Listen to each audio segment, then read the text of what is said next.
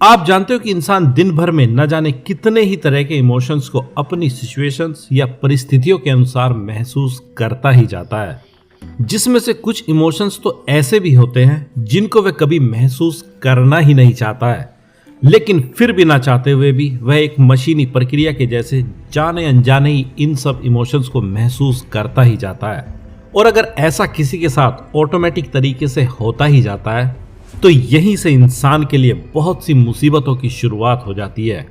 और तब वह वो सब चीजें नहीं कर पाता है जो कि वह हकीकत में करना चाहता है।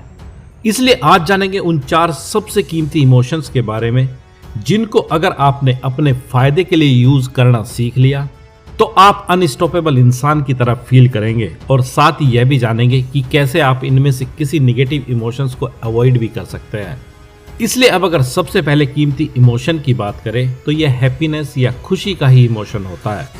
जो सबसे कीमती होता है, और यही इमोशन हकीकत में एक अच्छी लाइफ को जीने के लिए इंसान को चाहिए होता है।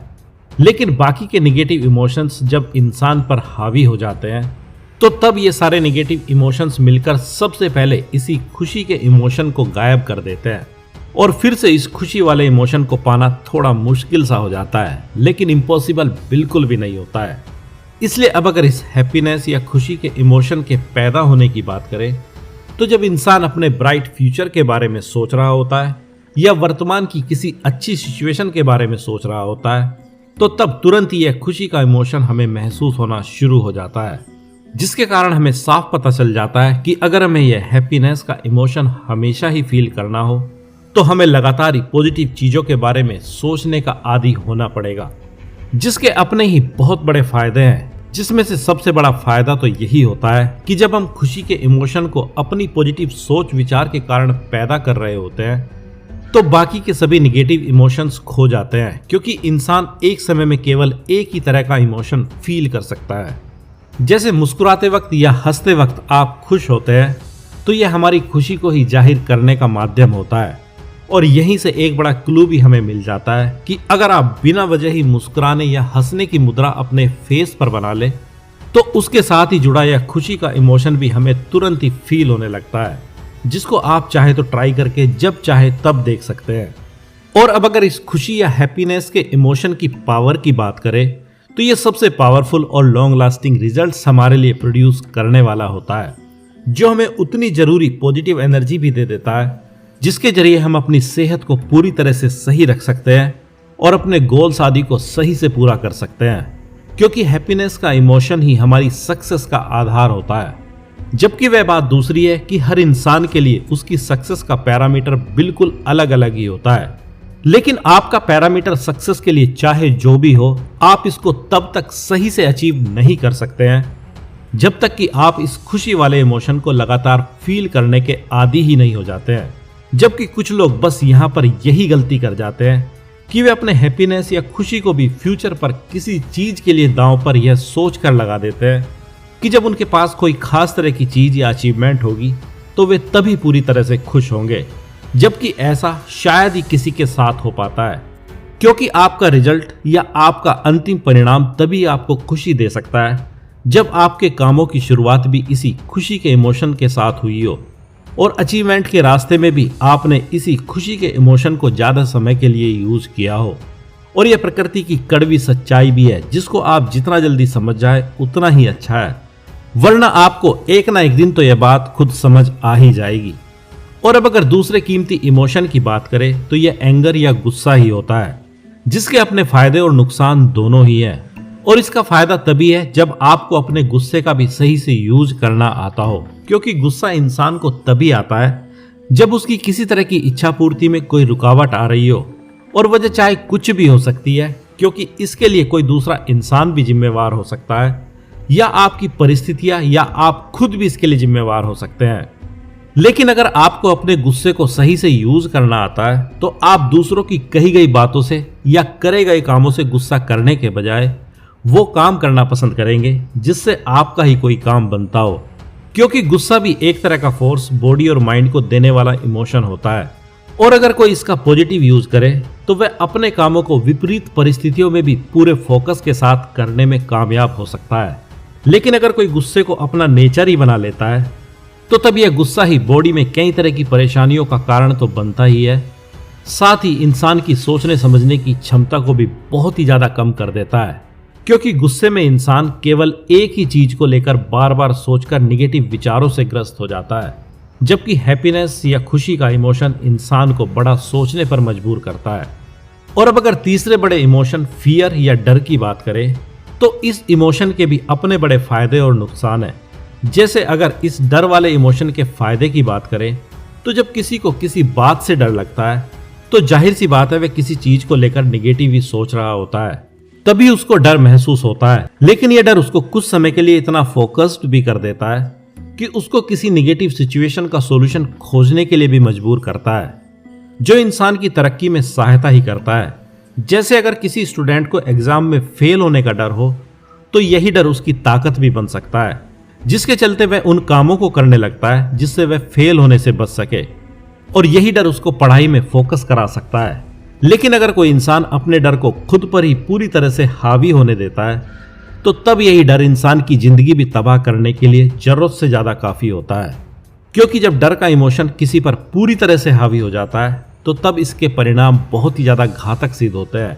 क्योंकि इस कंडीशन में इंसान इतना नेगेटिवली चीजों को केवल सोच ही नहीं रहा होता है, बल्कि फील भी कर रहा होता है। क्योंकि अगर एक साइड से देखा जाए तो डर खुशी वाले इमोशन का बिल्कुल विपरीत ही होता है।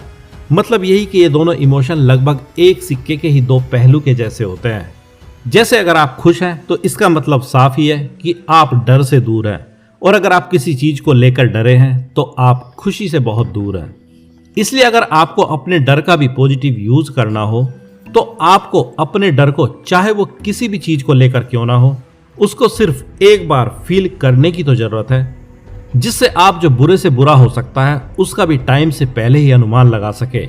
लेकिन उसके जस्ट बाद आपको फिर वे सारे काम करने की भी जरूरत है, जिससे कि आपका डर और आपकी डर वाली सोच कभी भी आपके साथ रियलिटी ना बने। क्योंकि अगर आप डर को डीपली जानना चाहते हैं, तो यह दो तरह की सिचुएशन में ही किसी के सामने आता है, जिसमें एक तो यही होती है कि हो सकता है कि आपके सामने अभी कोई ऐसी परिस्थिति हो जो आपको डर का इमोशन फील करा रही हो। जैसे आपके सामने कोई शेर आ जाए, तो आपका यह डर अभी के लिए वास्तविक और परिस्थितिजनक है,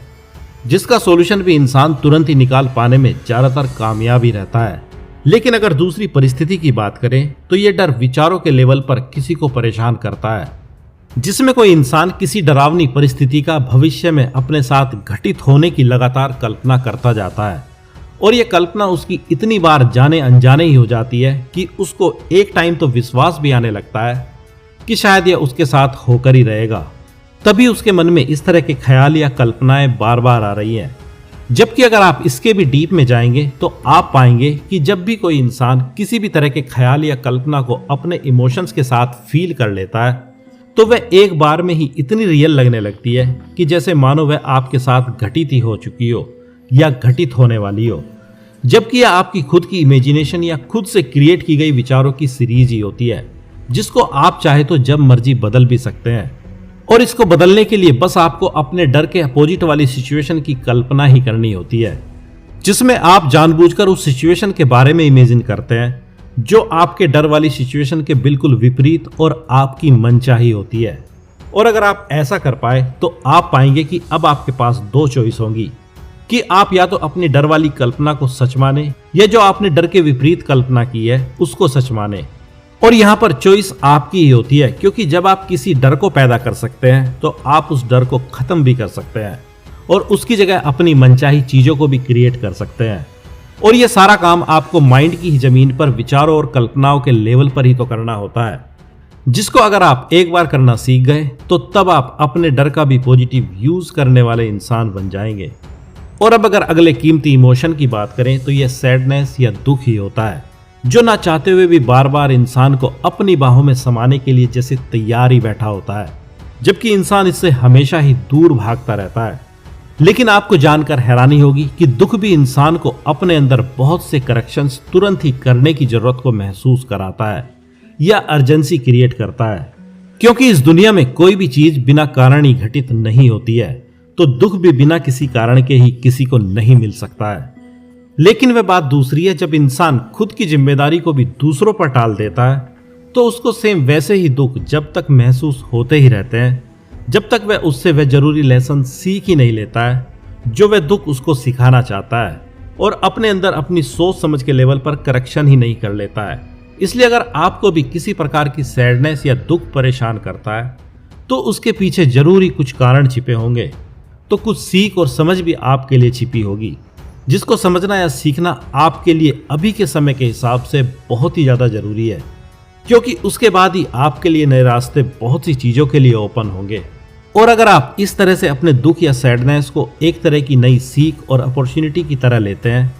तो आप पाएंगे कि आपके जीवन में बहुत सारे दुख नहीं है, बल्कि वे ही 2-4 चीजें हैं जो आपको बार बार दुख देने इसलिए चली आती है कि शायद आप इस बार वो जरूरी चीज सीख जाए या समझ जाए जो आपके लिए समझना सबसे ज्यादा जरूरी है। तो अब आप समझ ही गए होंगे कि आपको इन चारों कीमती इमोशंस का कैसे अपने लिए यूज करना है।